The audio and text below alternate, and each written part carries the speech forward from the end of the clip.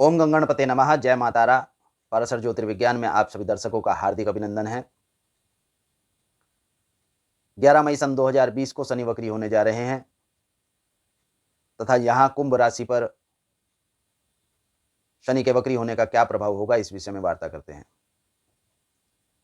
शनि 9 मई सन 2020 को स्तंभित स्थिति में होकर 11 मई सन 2020 को वक्री हो जाएंगे तथा 13 मई सन 2020 को वक्र स्थिति में स्तंभित हो पुनः अग्रसर होंगे।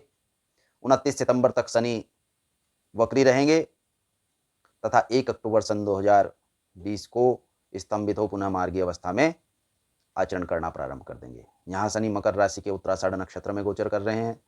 मकर राशि के उत्तराषाढ़ नक्षत्र में ही शनि वक्री होंगे तथा इसी नक्षत्र में मार्गी भी हो जाएंगे। उत्तराषाढ़ नक्षत्र के स्वामी सूर्य हैं। मकर राशि यहाँ शनि की स्वयं की राशि है, अपनी स्वराशि में गोचर कर रहे हैं। कुंभ राशि के जातकों के द्वादश स्थान पर शनि गोचर कर रहे हैं, द्वादश स्थान पर ही वक्री होंगे। इस ग्रह गोचर का क्या प्रभाव कुंभ राशि के जातकों पर हो सकता है, इस विषय में भिन्न भिन्न रूप से प्रतिपादन करते हैं। कुंभ राशि के जातकों को लग्न स्थान में ही शनि वक्री अवस्था में द्वादश वेद को करेंगे, अर्थात इस समय कुंभ राशि के जातकों का धन, उनके स्वास्थ्य तथा सम्मान के लिए व्यय हो सकता है। यहां कुंभ राशि के जातकों को शनि नए रोग की संभावनाएं नहीं बना रहे हैं, अपितु पूर्व से ही जिन लोगों को रोग है, जिन जातकों को रोग की अवस्थाएं हैं, स्वास्थ्य न्यून चल रहा है, उन कुंभ राशि के जातकों को धन के व्यय की अवस्था स्वास्थ्य के प्रति होनी संभावित है। वहीं जो कुंभ राशि के जातक सामान्य स्थिति तथा गति में हैं, उन जातकों को अपने सम्मान, अपनी प्रतिष्ठा, अपने पद तथा अपने स्थायित्व के लिए धन व्यय करने की अवस्था प्रदर्शित हो रही है।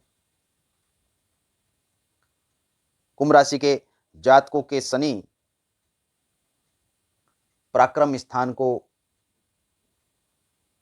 न्यूनतम दौर्बल्यता प्रदान करने की अवस्था रखते हैं, क्योंकि यहां शनि दशम वेद करेंगे। इस वेद से कुंभ राशि के जातकों के कार्य क्षेत्र की गति निरंतर जो निर्बाध रूप से बनी हुई थी, उसमें बाधा की संभावनाएं हैं। सहयोग आपको अवश्य प्रदर्शित होगा, सहयोग आपको प्राप्त भी होगा, परंतु आप तक पहुंच नहीं पाएगा। और इसके साथ साथ भाई बंधु आदि आपके साथ मानसिक तौर पर ही रहेंगे। जिस प्रकार आप उनका सहयोग चाहते हैं, उस प्रकार आपको प्राप्त होने की कम ही संभावनाएं हैं। यहां कुंभ राशि के जातकों को संभावित स्थितियां आपका सहयोग लेने की जो निरंतरता है, अर्थात आप सहयोग को मानसिक रूप से जिस प्रकार ग्रहण करते हैं, उस स्वरूप में आपको प्राप्त नहीं होगी। अतः कुंभ राशि के जातकों को इस मुख्य बिंदु पर भी विचार करना चाहिए कि सहायता, सहयोग आपको किस रूप में प्राप्त होगा और किस रूप में आपको प्राप्त करना चाहिए। कुंभ राशि के जातकों को सुख के क्षेत्र में भी एक अवस्था उत्तमोत्तम प्रदर्शित नहीं होती। आलस्य तथा प्रमाद, विशेष रूप से कहेंगे प्रमाद, आपके अंदर अग्रसर हो सकता है। आलस्य की प्रगाढ़ अवस्था प्रमाद कहलाती है। इस प्रमाद में विभिन्न गुण होते हैं। यह नश्वरवादिता की ओर तथा नास्तिकता की ओर भी आपको अग्रसर कर सकता है, भाग्यवाद को प्रबल कर सकता है तथा कर्मवाद की न्यूनता को प्रदर्शित कर सकता है। कुंभ राशि के जातकों को सामान्य रूप से रोग की अवस्थाओं में सुखद स्थिति प्राप्त होने की संभावनाएं प्रबल होती जाएंगी,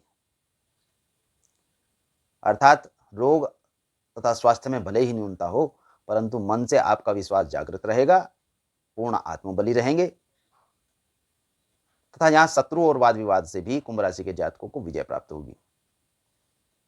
यात्रा के सुयोग बन रहे हैं। परंतु यह उस प्रकार फलीभूत नहीं होंगे जिस प्रकार आप कार्य क्षेत्र से संबंधित धन के आगमन की अवस्था मान रहे हैं, अपितु कार्य की गति बढ़ेगी। इससे भिन्न रूप देखें तो कुंभ राशि के जातकों को कार्य की गति के साथ साथ कार्य क्षेत्र में वृद्धि की ओर पथ प्रदर्शन करना होगा। कार्य पूर्ण गति से करेंगे, पूर्ण साहस और उत्साह से करेंगे, परंतु कार्य इस अवस्था में पूर्ण नहीं होंगे। अंतिम स्थिति तक जाते जाते कार्य मध्यम तथा धीमे होने प्रारंभ हो जाएंगे। मूल बिंदु के अनुसार यदि मुख्य बिंदु पर विचार करें तो मकर राशि के जातकों को उत्साह बना के रखना है, मानसिक अवस्थाओं को सम्मानजनक अवस्था में रखना है, व्यय की अवस्थाओं पर नियंत्रण करना है, हानि की संभावनाएं कम है।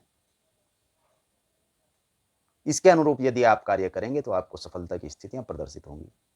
शुभम भवतु। भगवान गणपति तथा मातारा आपका कल्याण करें।